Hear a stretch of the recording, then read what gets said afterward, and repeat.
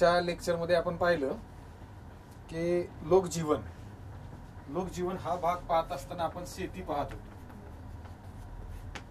शेती हा व्यवसाय किंवा त्या काळात केल्या जाणारे पिके कोणती कोणती होती. आपण पाहिलं 3 पिकं सांगितलं आपल्याला. गहू, सातू म्हणजे बार्ली, आणि तिसरं नाचणी असं आपण पिकं पाहिली. या व्यतिरिक्त वाटाणा, मसूर असे सुद्धा पीक घेतले जायचे त्यावेळेस. वाटाणा, मसूर, तीळ,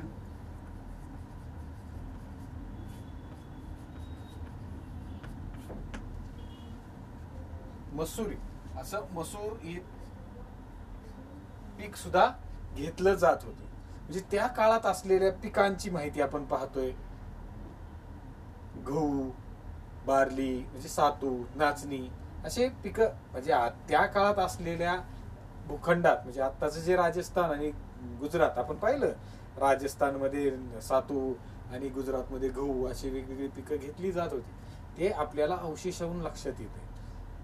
त्यानंतर वाटाणा, मसूर, तीळ अशी सुद्धा पिकं त्यावेळेस घेतली जात होती. हे झाले शेती संदर्भात आपल्याला माहिती. आता पुढची माहिती पाहिजे आपल्याला. पुढची माहिती पाहिजे आपल्याला वेशभूषा.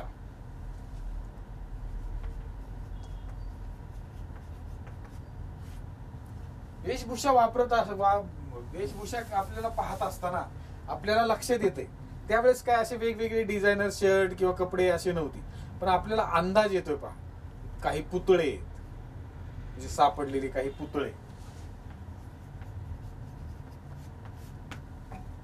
काही मुद्रावरची चित्रे. मुद्रा पाहिले ना आपण, त्या मुद्रावर काही चित्रे आहेत. त्या चित्राच्या आधारावर आपल्याला मिळालेली सगळी माहिती लक्षात येते की आपल्याला काय त्याच्यावरून कळतं. हे पुतळे आणि चित्र यातून पाहिल्यावर आपल्याला काय लक्षात येतं. एखादा फोटो आहे पहा, आता आपल्याला सुद्धा फोटो एखादा पाहतो, कोणत्या व्यक्तीचं कोणत्या दृष्टिकोनातून पाहत असतो हे आपल्याला लक्षात येत नाही. एखादा पुतळा पाहिला की पुतळ्याच्या प्रत्येक गोष्टीकडे आपल्याला वेगवेगळ्या अँगलनी बघता येते. हा जुना पुतळा आहे. उदाहरणार्थ सांगतो, एखादा हिरो आहे तर हिरो पाहत असतो, हिरोला एखादं चित्र पाहत असताना बघा, एखाद्या हिरोचं चित्र आपण एखाद्या ठिकाणी पाहिलं, मोठा फोटो पाहिला आपण, तर पाहणाऱ्याचं लक्ष कुठं जातं हे आपल्याला सांगता येत नाही. त्यामुळे आपल्याला निरीक्षण करणं गरजेचं आहे, सर्वांगीण निरीक्षण करणं. एखादा पुतळा दिसला की आपण त्याचं निरीक्षण केलं पाहिजे. एखादा हिरोचं मस्त चित्र दिसलंय तर एखादा केस कापणारा व्यक्ती काय म्हणणार, त्याची हेअरस्टाईल किती छान आहे.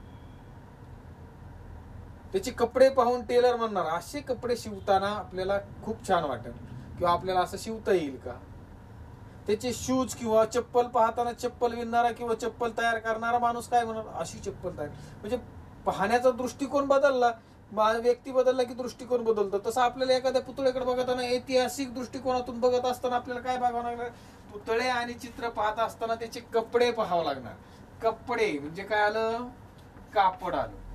कापड आलं याचा अर्थ त्या लोकांना कापडाची माहिती होती. त्या काळात कापड आणि वस्त्र म्हणजे आपण त्याला काय म्हणतो, वस्त्र त्यावेळेस माहिती होते असं आपल्याला त्यावरून अंदाज काढता येतो. म्हणजे त्या काळात असणाऱ्या सगळ्या गोष्टी आपल्याला फक्त अवशेषावरून कळतात. कशावरून, अवशेषावरून आपल्याला कळत आहेत. म्हणजे त्यावेळेस काय आपण पहिल्यांदा पाहिलं, आता पहिल्यापासून घेऊ थोडस. काय पाहिलं पहिल्यांदा आपण, घरे पाहिली. घरे पाहिल्यानंतर त्यानंतर नगर रचना पाहिली. नगर रचना पाहिल्यानंतर त्याचे रस्ते पाहिले. रस्त्याच्या बाजूला मधोमध छेदणारा कोणत्याच काटकोनात छेदतोय रस्ता हे पाहिलं. त्यानंतर त्या काटकोनाच्या मधला भाग जो रिकामा आहे तिथं घरे पाहिली, घराचे दरवाजे पाहिले. त्यानंतर आपण वेगवेगळी भांडी पाहिली. भांड्यानंतर भांड्यावर असलेले नक्षीकामातून असलेले रंगाची माहिती मिळाली. नक्षीकामातून असलेले श्रम कौशल्य हे आपल्याला पण लक्षात आलं. त्यानंतर आपल्याला व्यापार लक्षात येईल. हळूहळू आपल्या या सगळ्या गोष्टी आपल्याला निदर्शनास येणार आहे. त्यानंतर आपण शेती पाहिली. आता शेतीनंतर आपण काय पाहतोय? वेशभूषा. वेशभूषेवरून आपल्याला काय लक्षात येतं? त्यावेळेस त्यांना कापड हे ज्ञात होतं. म्हणजे कापड म्हणजे काय आपल्याला ज्ञात होतं? काय म्हणता येईल? कापूस. काय? कापूस. कापड आलं की कापूस आलंच ना. कापड कशापासून बनतंय? कापसापासून. म्हणजे ह्या सगळ्या कापसापासून कापड बनवणं हे त्यांना ज्ञात होतं. याच्यावरून आपल्याला लक्षात येते. म्हणजे आणि त्याच वेळेस वेशभूषा कशी असायची? गुडघ्यापर्यंत. म्हणजे आपल्या गुडघ्यापर्यंत वस्त्र ते घालत असत. गुडघ्याच्या खाली त्यांचे वस्त्र आहे. स्त्री पुरुष हे दोन्ही गुडघ्यापर्यंतच वस्त्र परिधान करत असे. असे आपल्याला त्यांच्या पुतळ्यावरून, चित्रावरून आणि तिथं मिळालेल्या अवशेषावरून आपल्याला माहिती मिळते. काही मृतदेह सुद्धा म्हणजे किंवा मृत शरीर पुरताना किंवा दफन विधी करताना त्यांच्या अंगावर वस्त्र सुद्धा सापडले. वस्त्राचे काही अवशेष सापडले आणि त्यातले ते कासबाज, भांडी, त्यांच्या कल्पना वेगळ्या असतील. दफन विधीच्या वेळेच्या कल्पना वेगळ्या असतील. तो जाऊ द्या. आपल्याला काय बघायचंय? वस्त्र. त्यावेळेस त्या काळातील लोकांना, हडप्पा संस्कृतीतील लोकांना काय ज्ञात होता? कापड ज्ञात होता. याचा अर्थ ते कापूस पीक हे घेत असणार हे असं आपल्याला जाणवतं. म्हणजे आपण कल्पना करतोय का? नाही. हे इतिहास संशोधन करून मांडलेल्या सगळ्या गोष्टी आहेत. या आपल्याला ज्ञात झाल्यात. आता कशावरून ज्ञात झाल्यात? अवशेषावरून. अवशेष काय आहेत? वस्तू किंवा वास्तू. वास्तू ही वस्तू काय आहे? इतिहासाची साधनं. इतिहासाच्या साधनावरून आपण हडप्पा संस्कृतीची माहिती घेतोय. आलं लक्षात? आता पुढील मुद्दा पाहूया आपण की दागिने. त्यावेळेस असलेले लोक किंवा स्त्री पुरुष, त्यावेळेस असलेली स्त्री पुरुष दागिने घालत असेल. म्हणजे दोन्ही स्त्री आणि पुरुष दोघही दागिने परिधान करत असत. म्हणजे दागिन्याचा वापर दोन्ही करत असत. काही ठिकाणी बघा, काही संस्कृतीमध्ये स्त्रियांनाच फक्त दागिने घातले जात असते किंवा स्त्रियाच दागिने घालत असत. तसं नाही. हडप्पा संस्कृतीत बघा दोघं पण दागिने घालतानाच उल्लेख आपल्याला आढळतो. दागिने कोणत्या कोणत्या प्रकारची होती? त्यावेळेस आपल्याला सोनं, चांदी, तांबे, सोनं, तांबे, चांदी अशा वेगवेगळ्या धातूंचे रत्न, कवड्या, बिया, रत्न, कवड्या,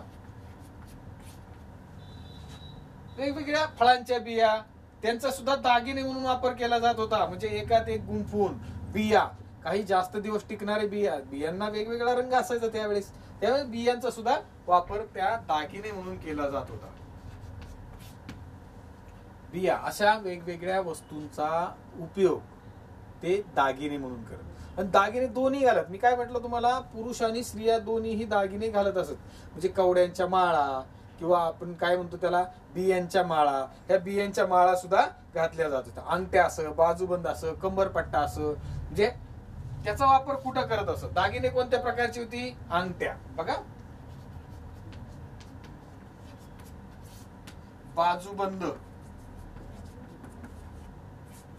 बाजूबंद, अंगठ्या आणि कंबरपट्टा.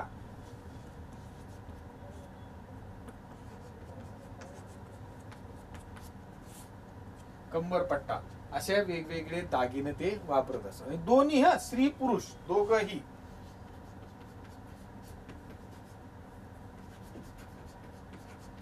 स्त्री आणि पुरुष दोघही हे दागिने वापरले जात असत. म्हणजे बघा त्यावेळेस आजही जे धातू दागिने म्हणून वापरले जातात ते त्यावेळेस सुद्धा दागिने म्हणून वापरले जात होते. म्हणजे वेगवेगळ्या पुतळ्यावरून किंवा आपण तर सगळ्यात प्रसिद्ध पुतळा आहे बघा, वैशिष्ट्यपूर्ण पुतळा आहे. त्या आपल्याला पाहता येईल पुस्तकात पान नंबर 13 वर आहे. काय 13 नंबरवर? हडप्पा काळातील कलेचा नमुना हा पुतळा आहे. पहा तुम्ही पुस्तकात पाहिलं तर या कोपऱ्यातला असलेला पुतळा आपल्या लक्षात येईल. त्याचं निरीक्षण करा. पहा त्यांच्या चेहऱ्यावरचे हास्य किंवा चेहऱ्यावरचे भाव असलेले भाव पहा. म्हणजे त्यावेळेस असलेली कला आपल्याला आता सुद्धा अचंबित करणारी वाटते. कारण काही सुधारणा नाही. मातीचे पुतळे किंवा वेगवेगळ्या धातूचे पुतळे किंवा वेगवेगळे वस्तू याच्यावर असलेली नक्षी. आता ह्या पुतळ्यावर असलेली अंगावर पांघरलेली शाल आहे पहा, अशी शाल पांघरतो ना आपण. त्या पुतळ्याच्या वैशिष्ट्यपूर्ण पुतळा काय आहे? त्यावर अंगावर शाल पांघरलेले पुतळा आहे. त्या पुतळ्यावर शाल पांघरली म्हणजे काय आलं? शाल काय आहे? कापड. काय आहे? कापड. आलं का लक्षात?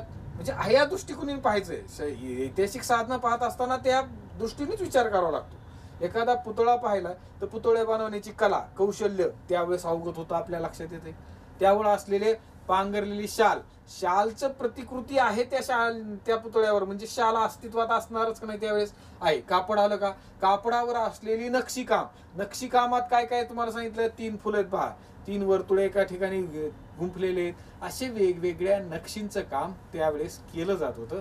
अशा प्रकारची माहिती आपल्याला त्या अवशेषावरून लक्षात येते. म्हणजे वेगवेगळी माहिती, वेगवेगळ्या कल्पना, त्यावेळेस श्रम कौशल्य वापरून आपल्या कलाकुसरीला वाव त्यावेळेस सुद्धा दिला जात होता, असं आपल्याला त्याच्यावरून लक्षात येईल. आता पुढील मुद्दा आहे आपला व्यापार.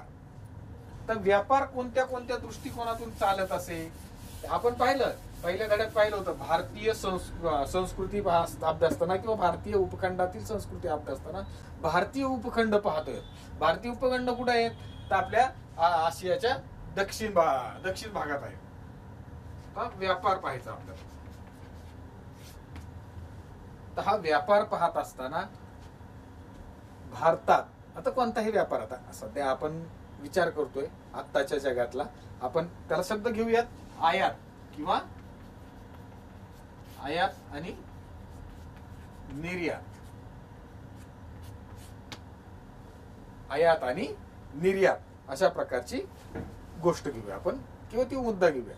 म्हणजे ह्या दृष्टीने जर आपण व्यापाराचा अभ्यास केला, कोणताही व्यापार कोणत्या देशाचा करत असताना आपण आयात निर्यातीचा विचार करतो, तसा हा आत्ताच्या बाबतीत त्यावेळेचा शब्द नाही, आत्ताच्या बाबतीत तुम्हाला समजावं म्हणून हा शब्द वापरलाय मी, आयात आणि निर्यात. निर्यातीची गोष्ट घेऊयात आपण. पाहिली ती आपल्याकडं उत्तम दर्जाचा कापूस पिकला जात होता त्यावेळेस. हडप्पा संस्कृतीच्या काळात उत्तम दर्जाचा कापूस आपल्या भारतामध्ये पिकवला जात होता, त्याचं उत्पादन जास्त केलं जात होतं. आणि ते उत्पादन आपण खुशकीच्या किंवा सागरी मार्गाने कुठं नेत होतो. पहिल्या धड्यात पाहिले आपण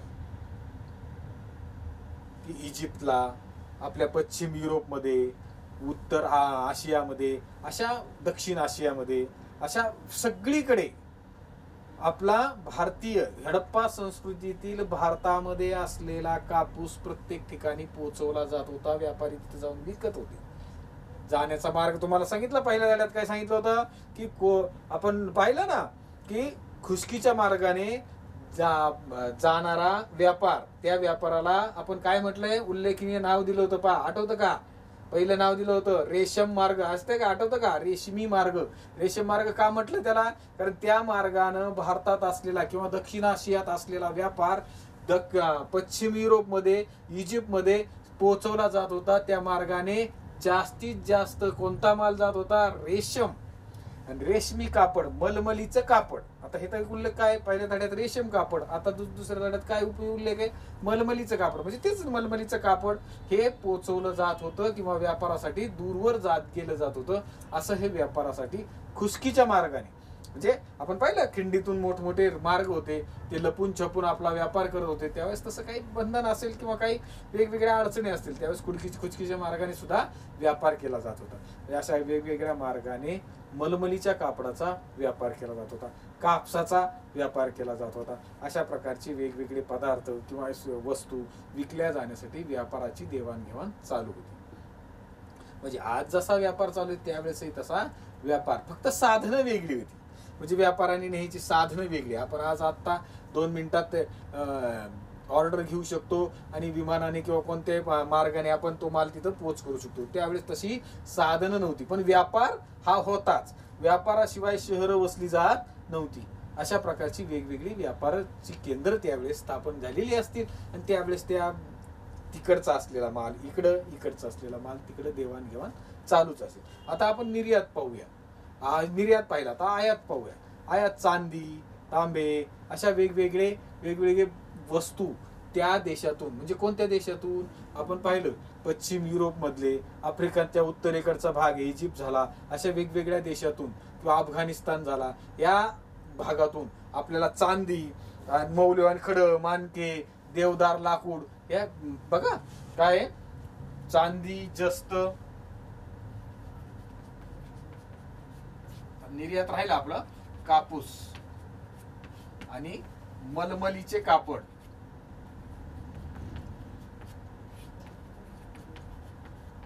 हे आपण निर्यात, त्यावेळेस निर्यात केल्या जाणाऱ्या वस्तूंचं नाव. आता आपल्याला आयात कुठून होते पहा, आपल्या लक्षात आलंय का? दक्षिण युरोप आणि उत्तर आफ्रिका आणि आफ्रिका खंडाचा उत्तरेकडील भाग इजिप्त असे, अफगाणिस्तान आणि पाकिस्तान, आत्ताचा जो पाकिस्तान भाग आहे त्या भागातील चाललेला व्यापार, त्या मार्गाने आपला व्यापार चालत असे. तर कोणत्या चांदी, जस्त ह्या गोष्टी आयात केल्या जायच्या.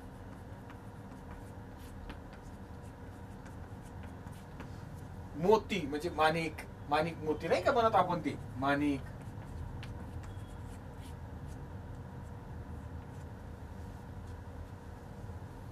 देवदार लाकूड इत्यादी वस्तू आपल्याला ते देवदार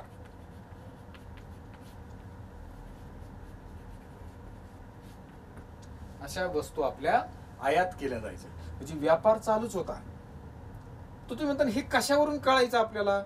काही मुद्रा आपल्याला सापडल्या आहेत, त्याच्यावर जहाजाचं चिन्ह आहे, चित्र आहे, जहाजाचं चित्र आपल्याला जाणवतं पाहतला. आता जहाज आलं म्हणजे काय आलं सांगा बरं? जहाज आले की समुद्र आला, समुद्राच्या मार्गाने जहाज दिसतंय म्हणजे समुद्राच्या मार्गाने येणं जाणं असणारच आहे. म्हणजे जहाजाचा आणि समुद्राचा आणि व्यापाराचा असा काही संबंध जोडता येईल का आपल्याला? येणारच ना. जहाज आले की समुद्र मार्गे जहाज जात आहे आणि व्यापार हा येतोय. लोथल नावाच्या ठिकाणी मोठी गोदी सापडली आपल्याला, गोदीचे अवशेष सापडलेत, मोठमोठे गोदाम सापडलेत, त्या गोदामात असलेले काही अवशेष सापडलेत.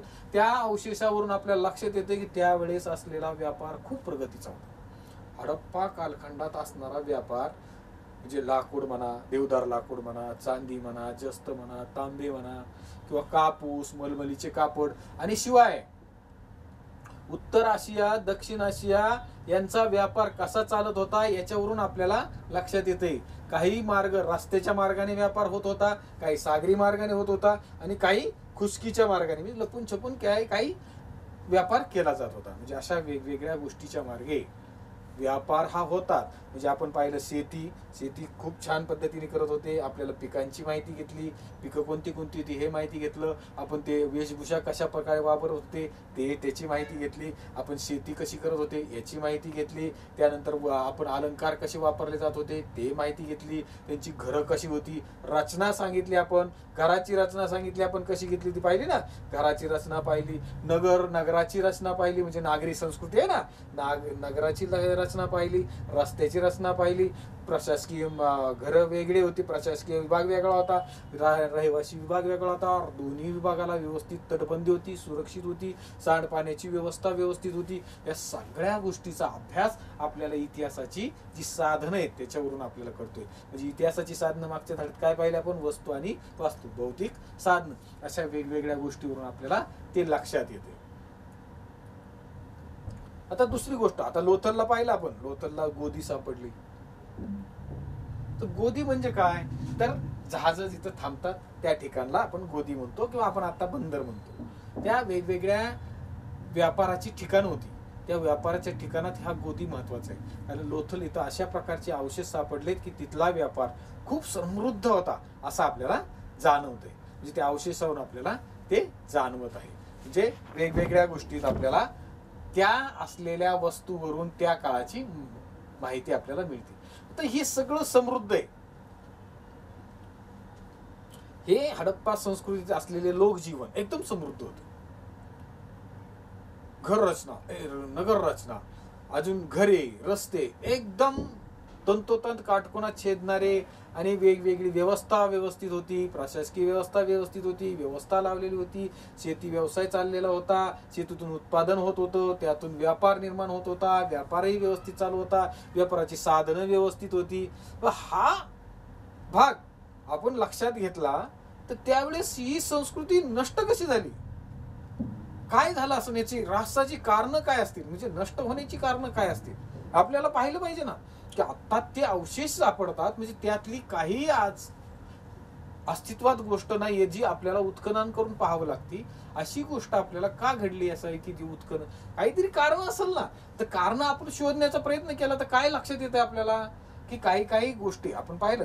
तुम्ही मोहेंजोदडो पिक्चर पाहावा, चित्रपट पाहता ना, पाहत असता सगळे, पाहत जा. कधी कधी चांगले चित्रपट आपल्याला इतिहासातली काही माहिती देऊन जातात. काही गोष्टी त्या चित्रपटात काल्पनिक असतात, तर ते काल्पनिक भाग सोडला, त्या मागची प्रेरणा आपल्याला लक्षात घेतली पाहिजे. म्हणजे जी गोष्ट आपल्याला पाहायची आहे ती आपण पाहायची, जी सोडून द्यायची ती सोडून द्यायची.